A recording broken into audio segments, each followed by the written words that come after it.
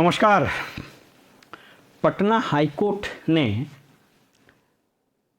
Rape यानी बलात्कार के मामले में एक फ़ैसला दिया है और उस फैसले का मजमून अखबारों में छपा है।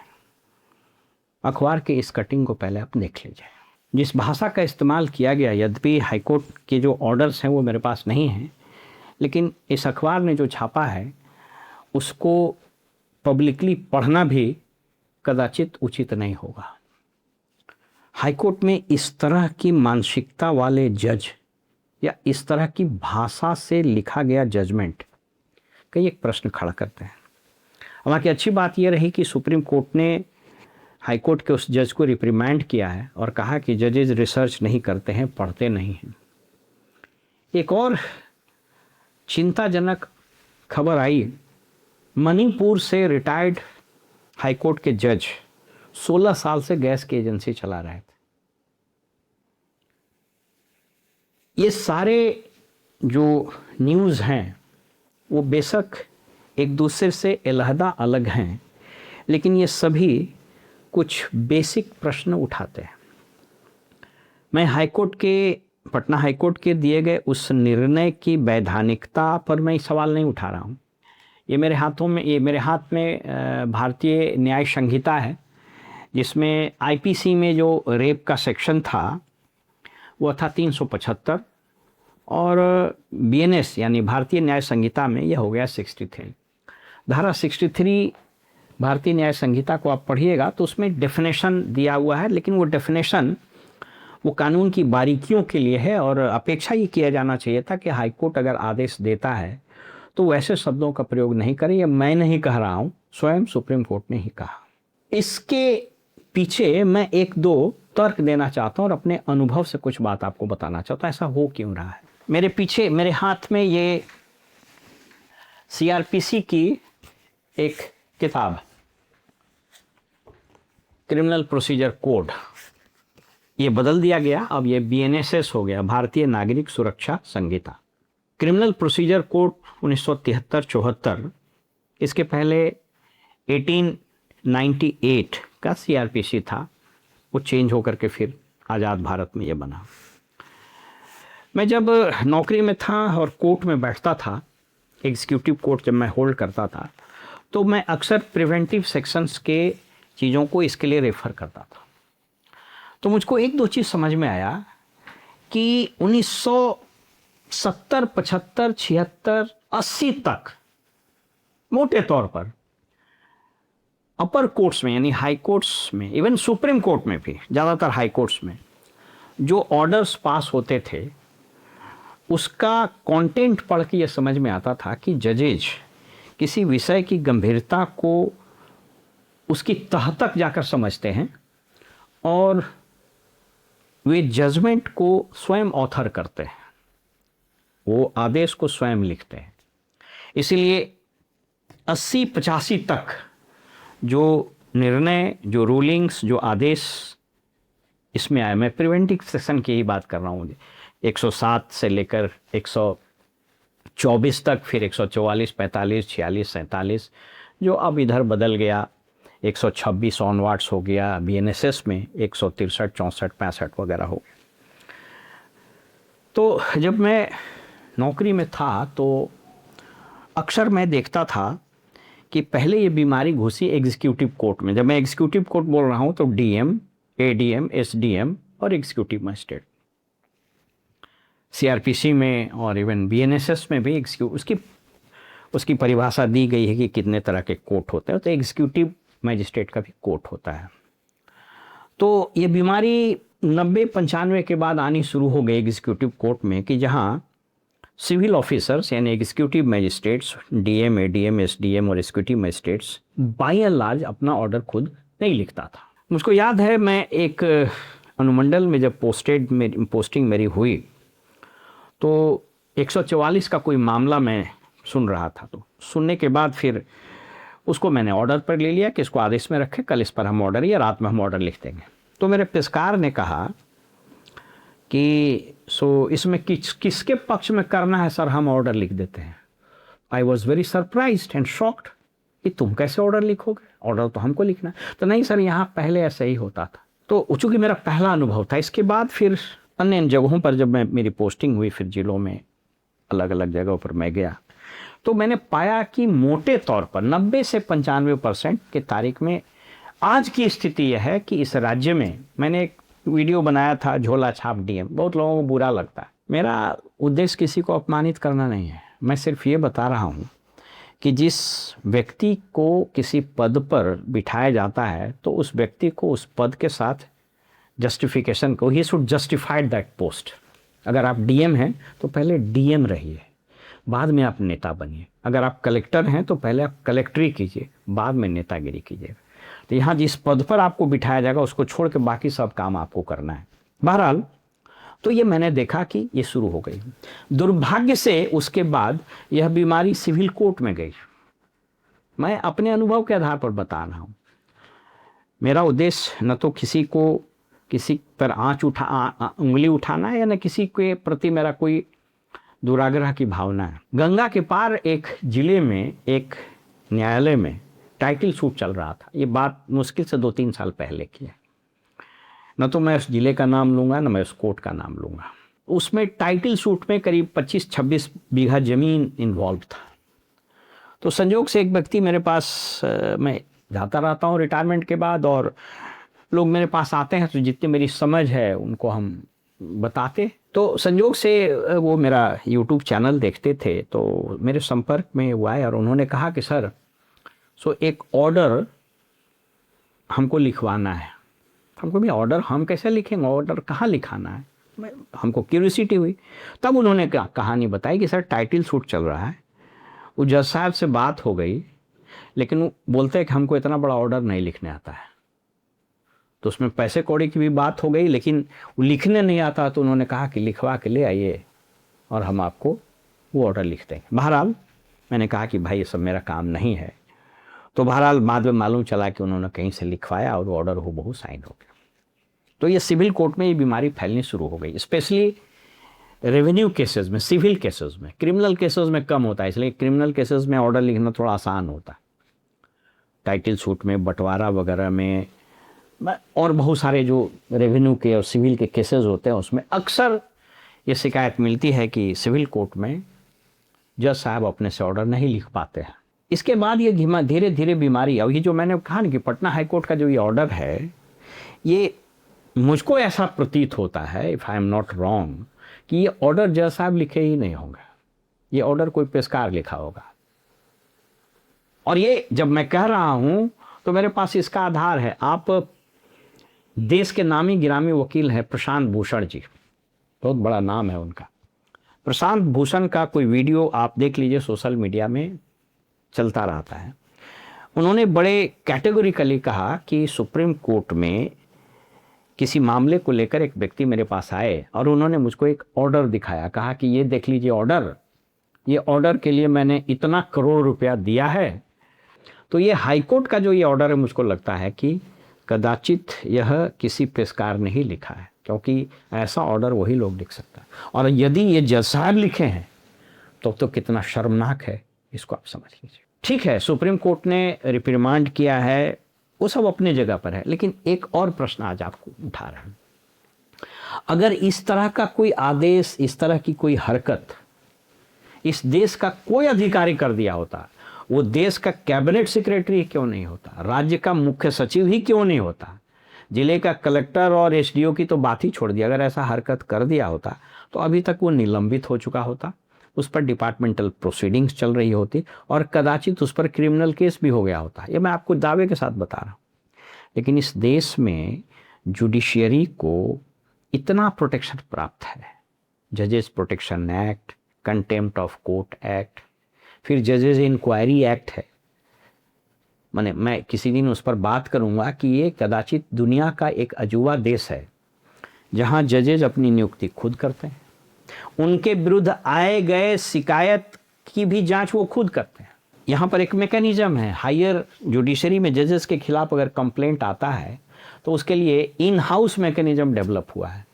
और इसकी शुरुआत हो गई थी 1995 में, एक केस हुआ था C Ravindra Charan Iyer versus justice M Bhattacharya.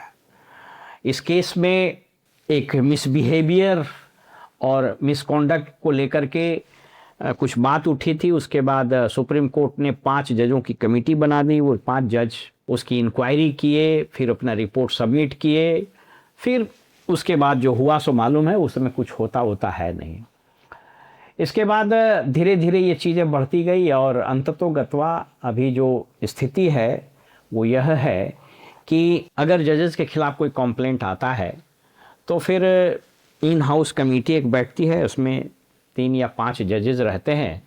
फिर उसमें इंक्वायरी होती है। क्या इंक्वायरी होती है आपको पता ना? आपको याद होगा कि जस्टिस यशवंत वर्मा के यहाँ जो अधजली नोटों की बोरियां मिली थी, उसके बाद तत्कालीन चीफ जस्टिस संजीव खन्ना ने एक इन हाउस कमेटी बनाई। फिर उसका रिपोर्ट आया तो चूँकि वो मीडिया में इतना आ गया था कि रिकमेंड करना पड़ा गवर्नमेंट को कि इन पर इम्पीचमेंट चलाइए। अभी तक इम्पीचमेंट चल ही रहा है, क्या हुआ नहीं हुआ पता नहीं। इस बीच में जज साहब रिज़ाइन कर रहे थे, उनका रेजिग्नेशन शायद एक्सेप्ट नहीं हुआ है। बहरहाल तो मैं बताना ये चाह रहा हूँ कि अगर इस तरह का कोई घटना, इस तरह का कोई लैप्स, लापरवाही या इस तरह का कोई अक्षम्य हरकत इस देश का कोई भी अधिकारी करता, चाहे वो देश का सर्वोच्च ब्यूरोक्रेट कैबिनेट सेक्रेटरी होता या राज्य का सर्वोच्च अधिकारी चीफ सेक्रेटरी ही क्यों नहीं होता, उसको भी गला में फांसी लग गया होता। पहले वो निलंबित हो गया होता, क्रिमिनल केस हो गया होता, उसका करियर तबाह हो गया।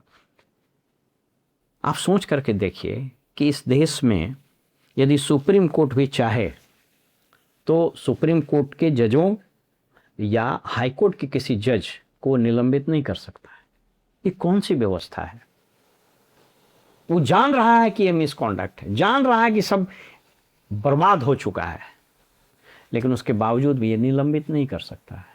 बहुत खुश होगा तो इस इन हाउस कमेटी में 3 ही चीज़ होता है, या तो उसको क्लीन चिट दे दिया जाता है, या फिर कहा जाता है कि भाई आपको ट्रांसफ़र ले लीजिए आप, या फिर कहा जाता है फिर रिज़ाइन कर दीजिए। आपको नहीं लगता है कि इस देश में कानून बने और अपर जुडिशरी के जजों को निलंबित करने, उनके विरुद्ध विभागीय कार्यवाही चलाने की बात हो? ऐसा इसलिए नहीं हो रहा है कि जजेस कहते हैं कि हम लोग पब्लिक सर्वेंट नहीं।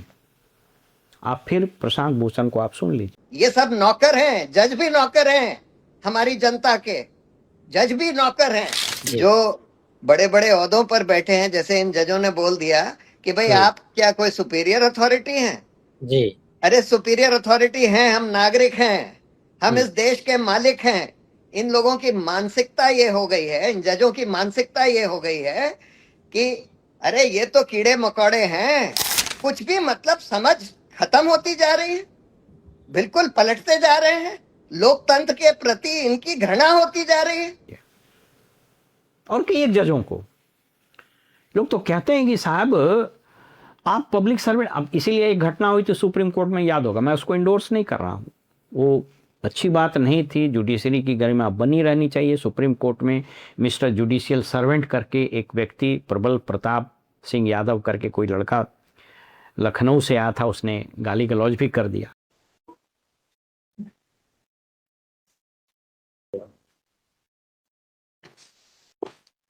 Are you the party person? Yes. Prabal Pratap. Yes. Mr. Judicial Servant, I order you to order the registration of FIR against ACP Vikas Nagar Lucknow and You're Duplex ordering me. Technologies. You're ordering us. I am the sovereign and Duplex Technology Services for running cybercrime syndicate in across the country. That's all from my side. Everything is on record in 150 file, 5 pages of the file, and that's all from my side. And these are few papers I have. So at this point, मैं उसकी भर्त्सना करता हूँ, ऐसा नहीं होना चाहिए, लेकिन ऐसा हो क्यों रहा है सो समझिए नहीं।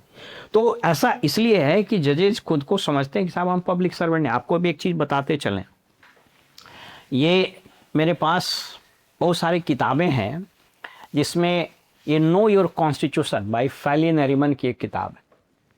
जब इसको मैं पढ़ रहा था तो हुआ कि साहब जुडिशरी को इस देश में स्टेट नहीं माना गया है, रीट स्टेट के अगेंस्ट होता है।